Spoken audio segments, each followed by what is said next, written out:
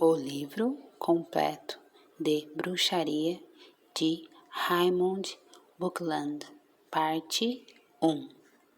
Sumário. Capa. Folha de rosto. Créditos. Dedicatória. Agradecimentos. Prefácio à segunda edição. Introdução. Introdução à edição de aniversário de 25 anos. Lição 1. A história e a filosofia da bruxaria. A filosofia da bruxaria. O poder interior. Feitiços e encantamentos. Questões sobre a lição 1. Questões avaliatórias sobre a lição 1. Lição 2. As crenças. As divindades. Os nomes das divindades. O deus e a deusa da bruxaria. A reencarnação. O karma. O período entre as vidas. O seu templo. O seu altar e os objetos de altar. Magia. Uma introdução. Questões sobre a lição 2. Questões avaliatórias sobre a lição 2. Lição 3. Instrumentos, vestuário e nomes. Os instrumentos de trabalho. O punhal. Como marcar o metal. A espada. Outros instrumentos. As vestimentas. As joias. O capacete com chifres. Inscrições. O seu nome de bruxo. Questões sobre a lição 3. Questões avaliatórias sobre a lição 3. Lição 4. O início. Os ritos de passagem. Os círculos. A autodedicação. A iniciação num coven. Método de amarração para a iniciação. Questões sobre a lição 4. Questões avaliatórias sobre a lição 4. Lição 5. Os covens e os rituais. Os covens e os graus. Hierarquia e sacerdócio. O amor do sacerdote e da sacerdotisa. Convens, teades e covendons. O livro dos rituais. A consagração dos instrumentos. O ritual de consagração. Como entrar e sair do círculo. Ritual de edificação do templo. Ritual de purificação do templo. Os isbás e os sabás. Ritual de isba. Ritual da lua cheia. Ritual da lua nova ou negra. Cerimônia dos bolos e da cerveja. Questões sobre a lição 5. Questões avaliatórias sobre a lição 5. Lição 6. Os sabás. Sanaim, sabá maior. Imbolc, sabá maior. Beltane, sabá maior. Lugnazad, sabá maior. Questões sobre a lição 6. Questões avaliatórias sobre a lição 6. Lição 7. A meditação, os sonhos e os sabás menores. A meditação. Como a meditação funciona. A técnica. A postura. O local da meditação. A hora do dia. A persistência. O método. Como encerrar a meditação. Os sonhos. A fonte. A interpretação e a simbologia dos sonhos. A interpretação dos sonhos. Símbolos universais. A recordação dos sonhos. Os símbolos pessoais. O sonho repetitivo. Os sonhos em grupo. Os sonhos versus as experiências fora do corpo. Rituais. Continuação. Sábado equinócio da primavera. Sábado solstício de verão. Sábado equinócio de outono. Sábado solstício de inverno. Questões sobre a lição 7. Questões avaliatórias sobre a lição 7. Lição 8. Casamento, nascimento, morte. Canalização. Ritual de casamento, antifasting. Ritual de antifasting. Ritual de separação, antiparting. Ritual de nascimento, wincanning. A travessia da ponte, na morte. O processo intuitivo. As categorias de canalização. Como se preparar para a canalização. Ouvir. Os pontos focais externos. Como usar a psicometria. Como interpretar as informações canalizadas. Privação sensorial. A gaiola das bruxas. Questões sobre a lição 8. Questões avaliatórias sobre a lição 8. Lição 9. Adivinhação. O tarô. A interpretação. A escriação. Os bastões saxônicos. A quiromancia. As primeiras observações. A linha da vida. A linha da cabeça e a linha do coração. A linha da cabeça. A linha do coração. A linha do destino. As linhas do casamento. As linhas dos punhos. O monte de Vênus. O monte da lua. Os dedos. A leitura da sorte pelas folhas de chá. Interpretação da leitura pelas folhas de chá. Numerologia. O número do nome. Cores primárias. Cores secundárias. Astrologia. A interpretação. Os planetas. Escriação pelo fogo. Questões sobre a lição 9. Questões avaliatórias sobre a lição 9. Lição 10. Herbalismo. A tradição herbórea. Ervas conhecidas por seus efeitos nocivos, como tirar o máximo proveito das ervas, chás, xaropes, pomadas, cataplasmas e pós-ervas medicinais. Descrição das ações medicinais das ervas e suas propriedades medicinais alterativas. Antihelmínticas ou vermífugas adstringentes. Tônicas amargas. Calmantes. Carminativas e aromáticas. Catárticas. Demulcentes. Diuréticas. Emolientes. Expectorantes. Nervinas. Estimulantes dos nervos. Refrigerativas. Sedativas. Estimulantes. Vulnerárias. As vitaminas nas ervas. A arte de prescrever medicamentos. A farmacologia dos bruxos. Questões sobre a lição 10. Questões avaliatórias sobre a lição 10. Lição 11. A magia. O corpo físico. O círculo. A entrada e a saída. O cone de poder. A dança e os cânticos. O sentir. Como atrair o poder. A liberação do poder. A escolha do momento certo. A magia com cordas.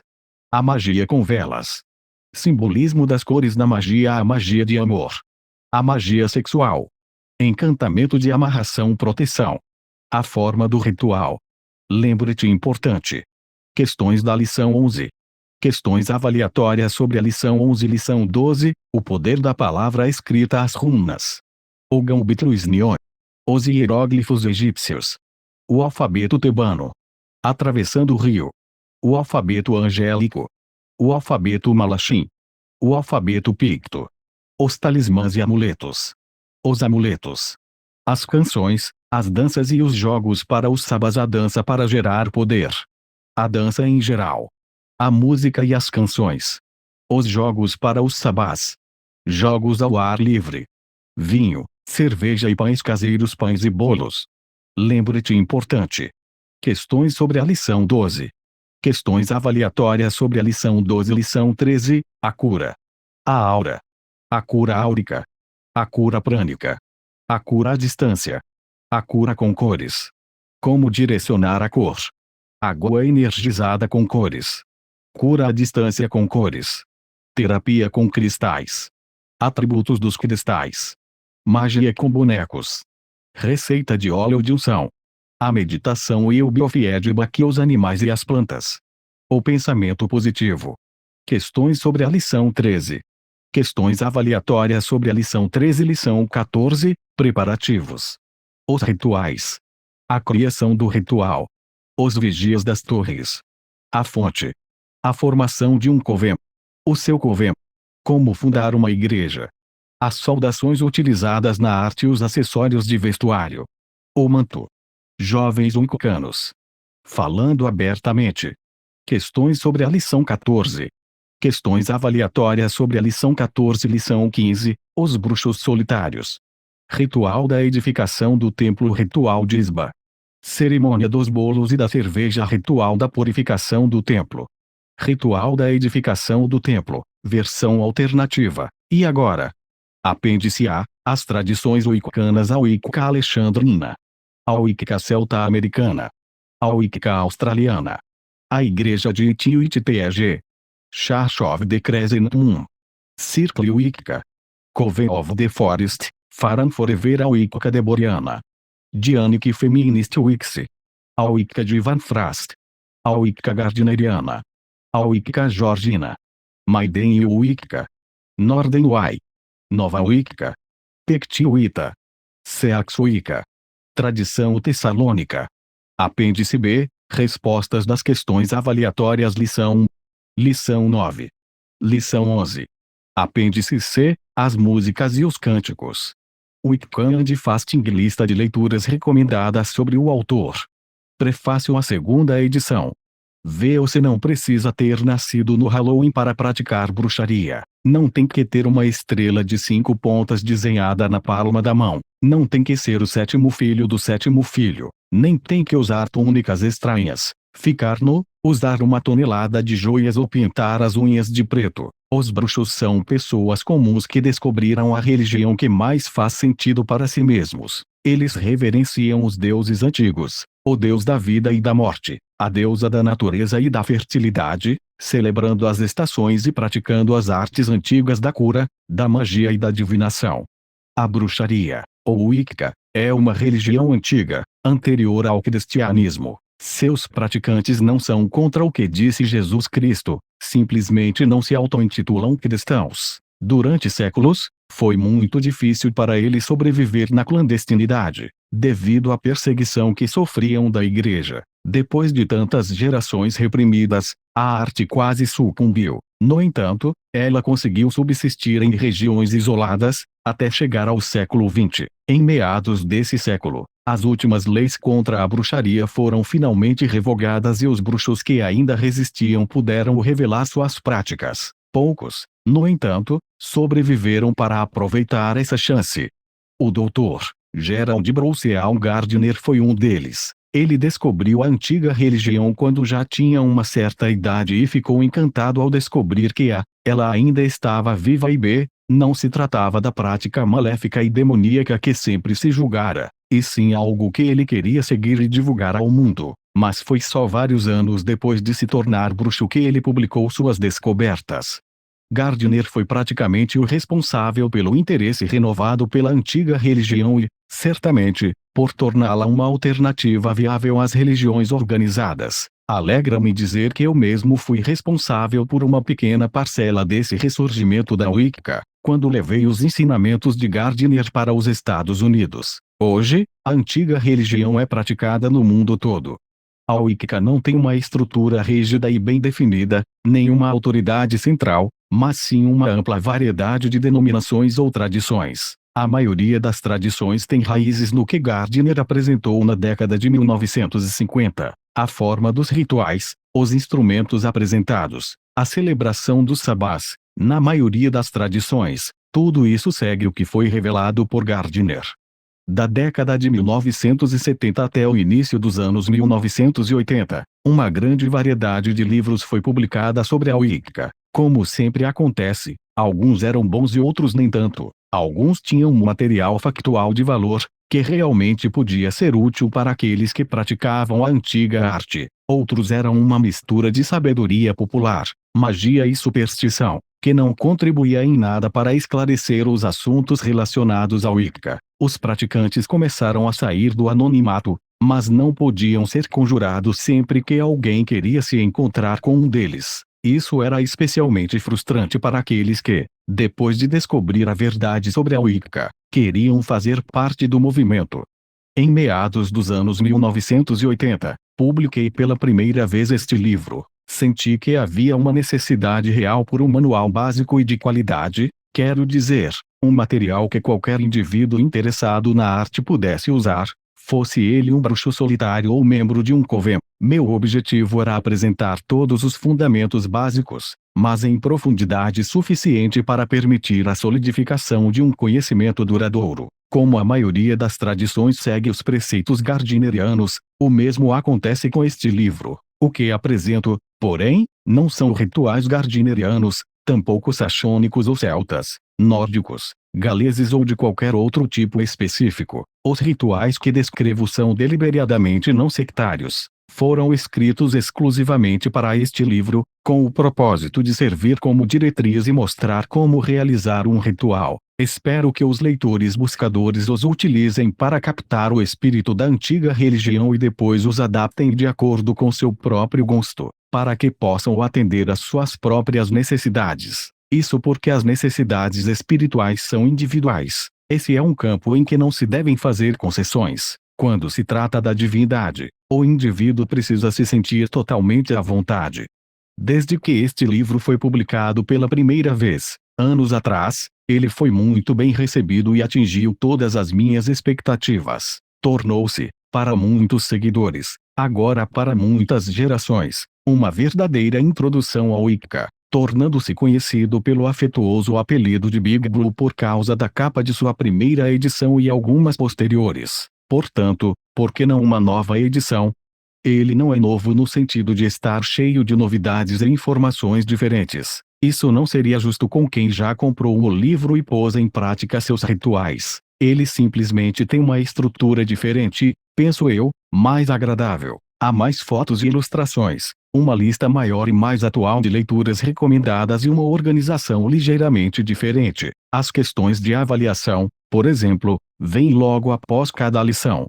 Uma das desvantagens de se incluir uma lista de contatos num livro como este é que os nomes e endereços costumam ficar desatualizados. Por essa razão, ao examinar uma variedade de tradições, eu preferi não mencionar nenhum nome em particular.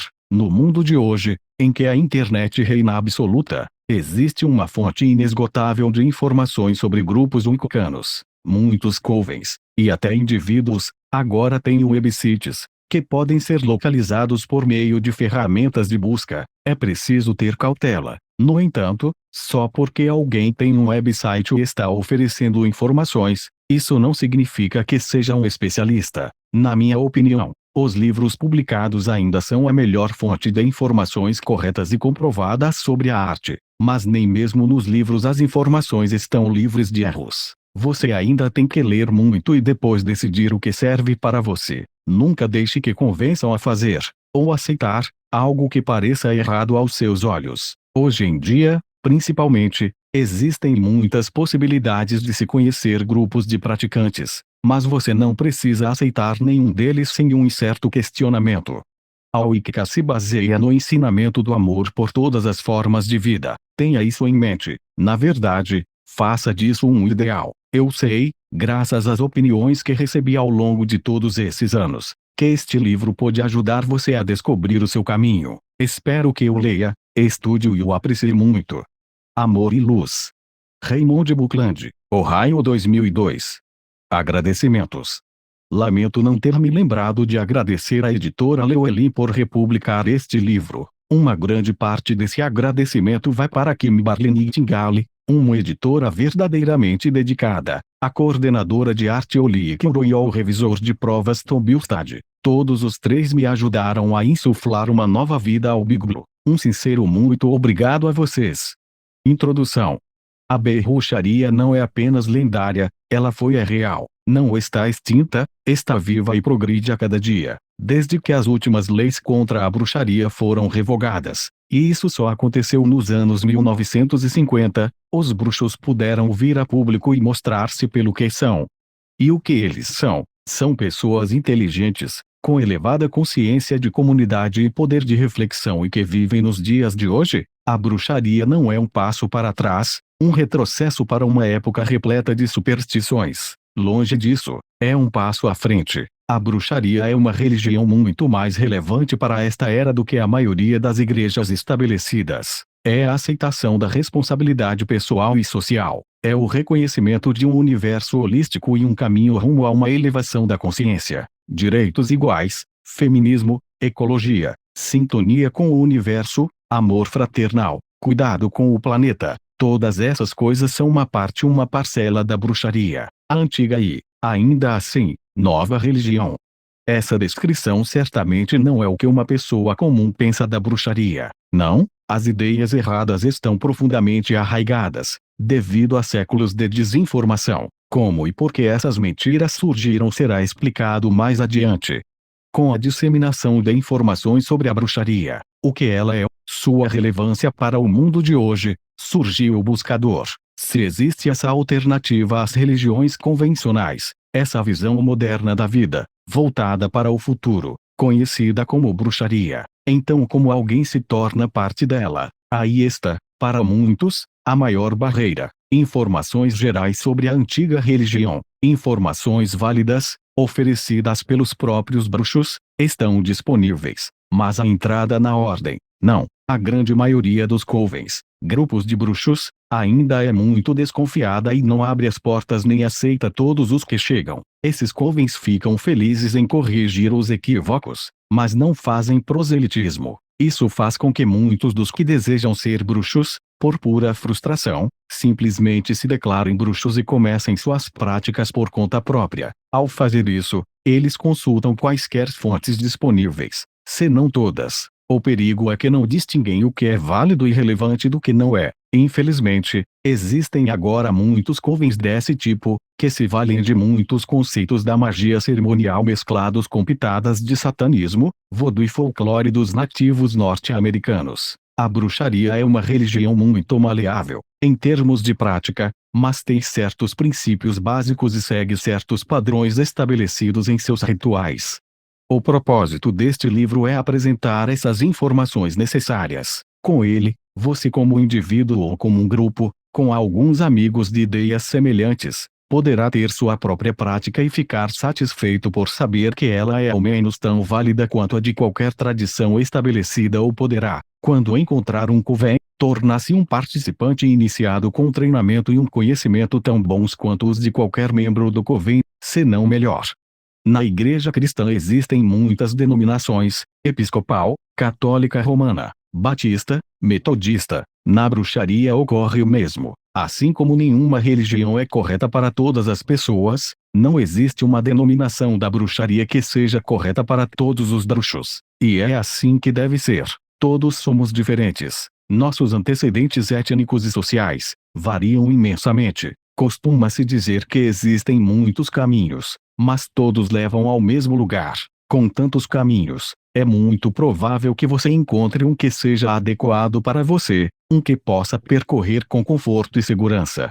Para que este livro seja mais útil, as informações apresentadas, o treinamento que você receberá não pertencem a nenhuma denominação. Extrai exemplos de diferentes tradições: gardneriana, saxônica, alexandrina, escocesa, oferecendo informações genéricas e específicas. Seu conteúdo foi retirado dos meus mais de 20 anos de participação ativa na arte, quase o dobro disso na esfera do ocultismo em geral. Quando tiver terminado este treinamento, presumindo que eu leve a sério, você terá o equivalente ao 3º grau, na tradição gardneriana ou similar. A partir daí você pode, como eu já disse, seguir um treinamento mais específico, caso se sinta atraído por uma tradição em particular. Esta obra, no entanto, lhe proporcionará um conhecimento básico da bruxaria e um alicerce excelente.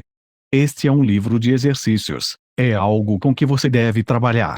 Em vez de capítulos, portanto, eu o dividi em lições. Ao final de cada lição, serão apresentados exercícios e questões para avaliar sua compreensão do assunto tratado. Leia cada lição, leia e absorva. Leia 2 ou 3 vezes se necessário. Volte e preste especial atenção àquilo que não absorveu facilmente. Quando você estiver satisfeito com o que aprendeu, responda às questões avaliatórias. Responda com suas próprias palavras, sem se referir ao texto lido. Desse modo, você verá o que assimilou ou não. Não passe para a lição seguinte até que você esteja totalmente satisfeito com a anterior.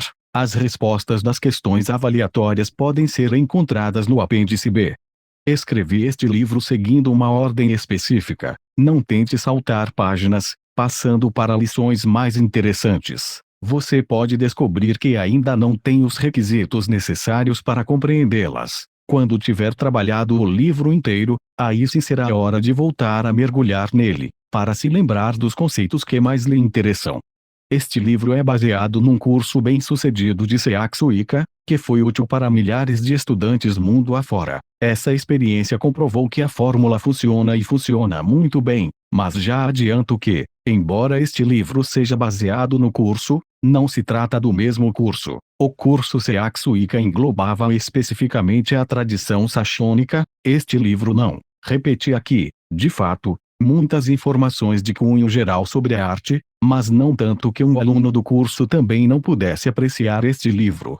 Assim, se você for um estudante dedicado da bruxaria, ou Wicca, seja como um futuro praticante ou por interesse acadêmico, eu lhe dou as boas-vindas, e espero que você o aproveite tanto quanto meus antigos alunos. Bênção os brilhantes. Introdução à edição de aniversário de 25 anos. 25 anos. Um quarto de século. Isso parece muito tempo para que qualquer livro continue sendo considerado atual, e fico muito feliz que o Big Blue, como este livro passou a ser chamado, ainda seja um dos pilares da antiga religião. Mas vamos examinar a fundo a palavra bruxaria. Existe alguma diferença entre bruxaria e Wicca? Quando Gerald Gardner escreveu seu revolucionário Witchcraft Today, em 1954, ele usou as palavras bruxa e bruxaria ao longo de todo o livro, só mencionando a palavra Wicca poucas vezes. O livro de Gardner, por acaso, é o primeiro manual de bruxaria já escrito por um verdadeiro praticante e, como tal, a mais importante obra sobre o assunto. Alguns anos depois da publicação de Witchcraft Today, quando a arte estava começando a voltar a ser praticada, havia muitas reivindicações para que se criasse um outro nome para ela. As pessoas associam a bruxaria ao satanismo e à magia negra, dizia-se. Então, por que não mudamos o nome dela? Gardner e eu conversamos sobre isso várias vezes e nós dois estávamos convencidos de que seria muito melhor ensinar os ignorantes, explicando o que é a bruxaria e em que os bruxos realmente acreditam e o que fazem, do que sermos forçados a mudar o nome dela. Naquela época, anos 1960, eu fazia palestras, escrevia artigos, dava entrevistas, principalmente para ensinar as pessoas e para desfazer mal-entendidos. Depois que Gardner morreu e seus livros começaram a sair do catálogo das editoras, escrevi meu Witchcraft from the Inside, Llewellyn, 1971, 1975, 1995, para preencher a lacuna que deixaram e garantir que a verdadeira voz da arte continuasse a ser ouvida. Durante muitos anos, esse debate continuou entre os praticantes, que queriam, cada vez mais, que sua arte fosse conhecida como Wicca, não como bruxaria. Não havia, porém, nenhum debate sobre o que praticavam. Todos concordavam que se tratava da antiga religião, que nos reuníamos para reverenciar os antigos deuses e deusas. Diferentes tradições, ou denominações, desenvolveram-se, mas todas se centravam na arte como religião. Dentro da religião, havia uma diversidade com relação às práticas auxiliares, tanto individuais quanto em covens. Algumas se restringiram à magia de cura, outras se expandiram e passaram a incluir várias formas de divinação, herbologia, astrologia etc. Embora todas essas artes fossem incentivadas como práticas individuais, a magia, em geral para promover a cura, era sempre praticada em covens. O ensinamento original era de que, assim, haveria uma salvaguarda contra qualquer tendência para se praticar a magia malevolente. Um indivíduo com um temperamento explosivo, por exemplo, poderia se sentir tentado a se vingar de um ataque, mas o restante do coven poderia equilibrar a situação, convencendo-o a dar mais ênfase à segunda parte do princípio moral da Wicca: faça o que quiser, mas não prejudique ninguém. Nos dias de hoje, nos primeiros anos do século XXI, vemos uma grande mudança, se para melhor ou pior ainda não podemos avaliar, e isso vai depender do ponto de vista de cada um. Hoje a palavra Wicca normalmente é dirigida àqueles que ainda seguem os preceitos da antiga religião e reverenciam os deuses de acordo com a roda do ano. Nos esbás e nos sabás, a palavra bruxaria passou a ser relegada àqueles que gostariam de praticar magia e apenas isso, aqueles que, em grupo ou sozinhos, lançam feitiços e tentam influenciar os outros, nem sempre positivamente. Na realidade, esses lançadores de feitiços nem devem se auto-intitular bruxos porque são apenas praticantes de magia. Porém, eles parecem pensar que o termo bruxo tem um certo romantismo, mas no sentido do qual os pioneiros tentaram, com todas as suas forças, se desvencilhar. Neste livro, o Big Blue, vamos descrever os princípios básicos da antiga religião, que gravitam em torno da reverência ao Senhor e à Senhora. Também serão apresentados detalhes de várias práticas, como a cura, a herbologia, a divinação e, sim, a magia. Não conclua, pelo que eu disse anteriormente, que estou dizendo que os bruxos não devem praticar magia. Longe disso, mas eu sempre insisto em dizer aos meus alunos que ela só deve ser praticada se de fato houver uma necessidade real, não por brincadeira, não para provar que a magia funciona, não para você se exibir para os outros. E a magia praticada pelo que eu chamo de bruxos de verdade é sempre positiva. Faça o que quiser, mas não prejudique ninguém. Essa é a doutrina, e esse ninguém inclui você, obviamente. Hoje em dia, algumas pessoas que se autodenominam bruxos parecem se juntar e dizer: e aí, que feitiço vamos lançar desta vez? E sempre há uma ênfase na tentativa de influenciar os pensamentos e atos de outras pessoas. É preciso lembrar que praticar magia para induzir outra pessoa a se apaixonar, por exemplo, é tão negativo quanto tentar lhe incitar o ódio. Ambas as coisas interferem no livre-arbítrio do indivíduo.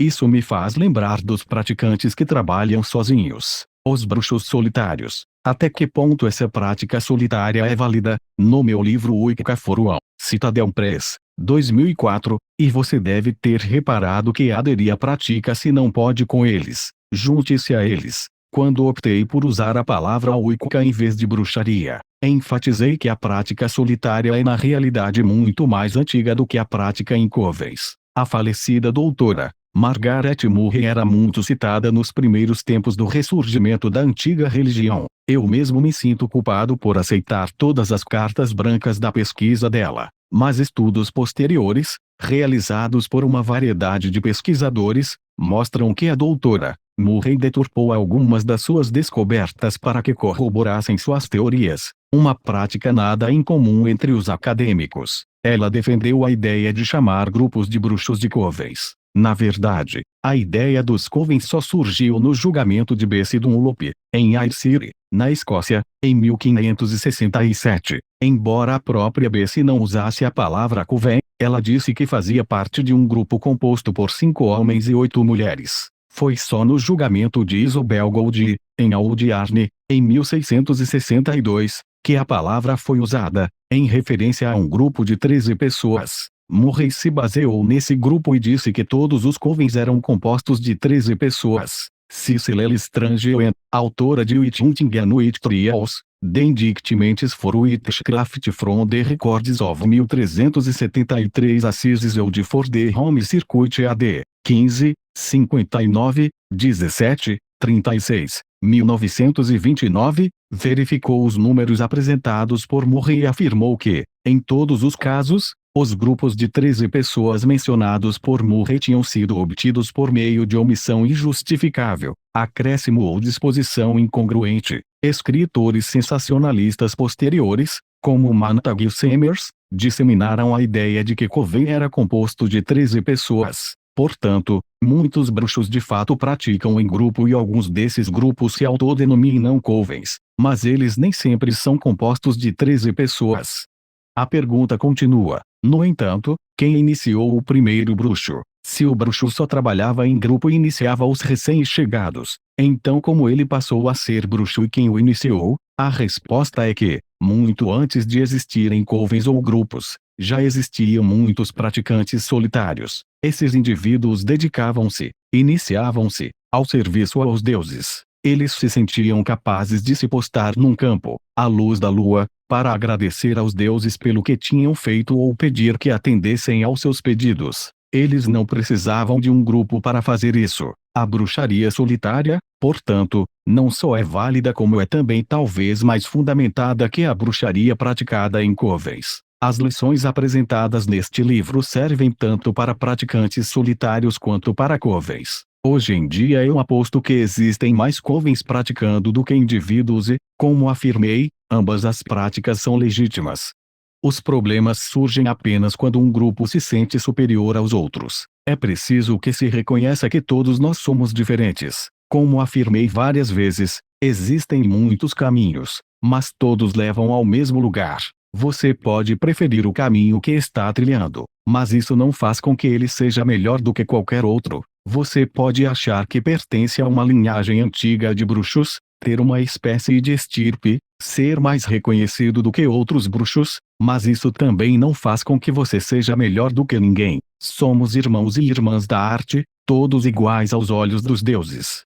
Referido-me à arte como um todo, sei que já fizemos grandes progressos. Nos primeiros tempos, como costumo dizer, na década de 1960 e no início da década de 1970, costumávamos sonhar com o dia em que a bruxaria seria aceita simplesmente como mais uma religião. Embora esse dia ainda não tenha chegado, ele não tardará. Hoje em dia existem capelões wiccanos ajudando muitas pessoas em penitenciárias dos Estados Unidos e sacerdotes e sacerdotisas fazendo o mesmo em hospitais e outros lugares. A Wicca é reconhecida nos Estados Unidos como religião e, em grande parte graças aos esforços de Selena Fax do Circle Sanctuary e a Lady Liberty, o pentagrama, normalmente aceito como símbolo da Wicca, é agora um símbolo religioso aprovado para uso na sepultura de militares. Bruxos e bruxas participam de conferências religiosas nacionais e internacionais. O exército norte-americano aceita a Wicca como um dos grupos religiosos não tradicionais. Os wiccanos podem usar joias com símbolos da arte sem causar estranheza. Conferências wiccanas e pagãs ocorrem em hotéis, centros de convenções e acampamentos. Existem cada vez mais sites na internet, assim como uma variedade imensa de livros, cursos e ideias sobre bruxaria. Certamente ainda existem bolsões de intolerância e casos isolados de antagonismo, mas isso também acontece com outras religiões e grupos minoritários. 25 anos se passaram desde o lançamento do livro completo de bruxaria de Raymond Buckland e já vimos muitos progressos. A arte é vista com muito mais aceitação, e pessoas de todas as idades e de todas as procedências buscam abertamente o conhecimento propiciado pela antiga religião. Espero que este livro possa continuar ajudando muitas gerações a encontrar o caminho que mais lhe beneficie. Que o Senhor e a Senhora possam acompanhar seus passos, sempre. Amor e luz, Raymond Buckland. Ohio, 2011. Agradecimentos. Meu muito obrigado a Ed Fish, Mike F. Schumacher, Aidan Breck, Kari Westke, minha mulher Tera e Elisia Gallo e todo o pessoal da Llewellyn, que tornou o Big Blue possível e fez com que ele continuasse sendo um sucesso de vendas. Lição 1. A história e a filosofia da bruxaria. Antes de realmente chegar ao que a bruxaria é, talvez devamos olhar para trás e ver o que ela foi, a história dela. Os bruxos precisam conhecer suas raízes, conhecer como e por que as perseguições surgiram, por exemplo, e onde e quando o ressurgimento ocorreu. Existe muito a se aprender com o passado. É verdade que muitas partes da história podem parecer sem vida e tediosa a muitos de nós, mas isto está longe de ocorrer com a história da bruxaria. Ela está muito viva e cheia de episódios empolgantes. Muitos livros foram escritos sobre as origens da bruxaria. A vasta maioria sofreu com o preconceito, como será explicado em breve, mas uns poucos dentre os mais recentemente publicados contaram a história com exatidão, ou com tanta exatidão quanto se pôde apurar. A falecida doutora Margaret Murray procurou e viu as origens da bruxaria na Era Paleolítica, 25 mil anos atrás. Ela viu a bruxaria como uma linha mais ou menos contínua até o presente como uma religião organizada de modo pleno em toda a Europa Ocidental, durante séculos antes do cristianismo. Recentemente os estudiosos têm contestado muito do que Murray disse, entretanto, ela conseguiu apresentar muitas evidências tangíveis e muito material que nos induziu a pensar, como um provável desenvolvimento da magia-religião, em vez da bruxaria propriamente dita. Suas teorias ainda são respeitadas. 25 mil anos atrás, o ser humano paleolítico dependia da caça para sobreviver. Apenas o sucesso na caçada garantia alimentos para comer, peles para aquecer e abrigar, ossos para confeccionar ferramentas e armas. Naqueles dias, acreditava-se numa multiplicidade de deuses. A natureza era impressionante, graças à reverência e ao respeito pelo vento impetuoso, pelo violento relâmpago, pela veloz correnteza. O ser humano deu nome a cada espírito, fez de cada uma divindade, um deus. Isso é o que chamamos de animismo. Um deus controlava o vento, um deus controlava o céu, um deus controlava as águas. Mas, acima de tudo, um deus controlava as caçadas, tão importantes. Um deus da caça. Pintura rupestre da Era Paleolítica.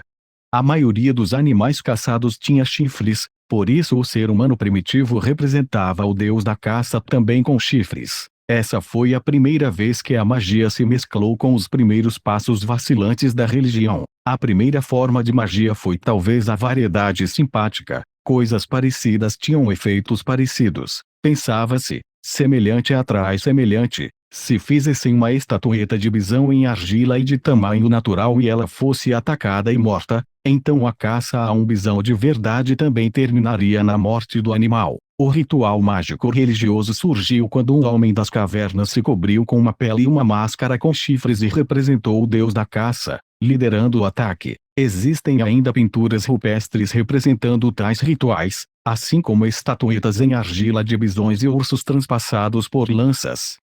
É interessante verificar que essa forma de magia simpática sobreviveu até os tempos modernos. Os índios Penobscot, por exemplo, menos de 100 anos atrás, usavam máscaras de cervo e chifres quando realizavam rituais para o mesmo propósito. A dança do búfalo, dos índios Mandão, é um outro exemplo.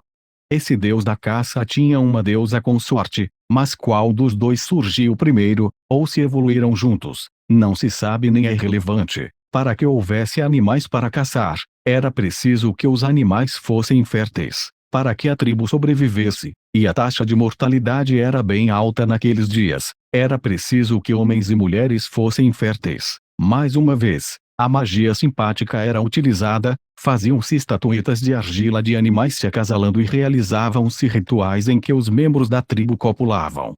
Ainda existem muitas representações esculpidas e modeladas da deusa da fertilidade, em geral conhecidas como figuras de Vênus. A mais conhecida entre elas é a Vênus de Willendorf, mas outros exemplos incluem a Vênus de Lausel, a de Ciriu e a de Lespugni. Essas figuras têm, todas elas, um ponto em comum: os atributos femininos são representados em enormes medidas, para enfatizá-los. Elas têm seios pesados e flácidos, grandes nádegas, ventre muitas vezes volumoso, como se estivessem grávidas, além de uma genitália exagerada. Há uma falta de identidade com relação ao resto do corpo. O rosto não é definido e os braços e pernas, quando existem, são apenas sugeridos. Isso evidencia o fato de que seus criadores só estavam preocupados com a questão da fertilidade. A mulher é quem carrega e nutre a prole. A deusa era sua representação, como a grande provedora e nutres, mãe natureza ou mãe terra.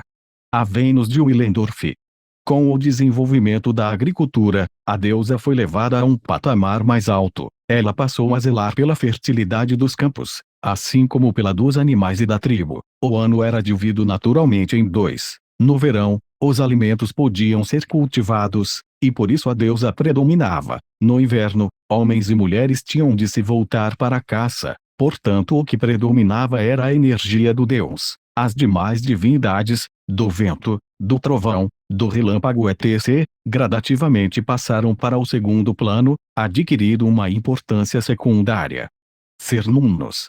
Assim como o homem se desenvolveu, a mesma coisa aconteceu com a religião, pois foi nela que tudo isso se tornou, de modo lento e natural. Os seres humanos se espalharam pela Europa, levando com eles seus deuses. À medida que surgiam países diferentes, o deus e a deusa eram denominados de maneira diferente, embora nem sempre recebessem nomes totalmente diferentes. Algumas vezes, eles eram simples variações, mas, ainda assim, eram, na essência, as mesmas divindades. Esse fato é muito bem ilustrado na Bretanha, no sul da Inglaterra. O deus cornífero é conhecido como Cernunnos, literalmente o chifrudo. No norte do país, o mesmo deus é chamado de Cerne, uma forma mais abreviada do mesmo nome. E ainda, em outra região, o mesmo nome tornou-se Erne. Nessa época, o ser humano aprendeu não apenas a cultivar os alimentos, mas também a estocá-los para o inverno. Logo a caça tornou-se menos importante. O deus cornífero passou a ser visto mais como um deus da natureza em geral, um deus da morte e de tudo que existe depois dela. A deusa ainda regia a fertilidade e o renascimento, pois práticas funerárias do período mostram que se passou a acreditar na vida após a morte. Os gravetianos, 22.000 a 18.000 AC, foram inovadores nesse aspecto. Enterravam seus mortos completamente vestidos e ornamentados e espalhavam sobre eles ocre vermelho, hematita, ou peróxido de ferro, para lhes devolver a aparência de vida. Membros de uma mesma família eram muitas vezes enterrados sob a lareira do local onde moravam, para que ficassem próximos dos familiares. Os homens eram enterrados com suas armas, às vezes, até com seu cachorro, tudo de que ele pudesse precisar na vida após a morte. Não é difícil ver como a crença na vida após a morte surgiu. Na raiz disso, estavam os sonhos. Para citar um trecho de Witchcraft from the Inside, Bookland, Llewellyn Publications, 1975. Jarro de vinho decorado com deus cornífero.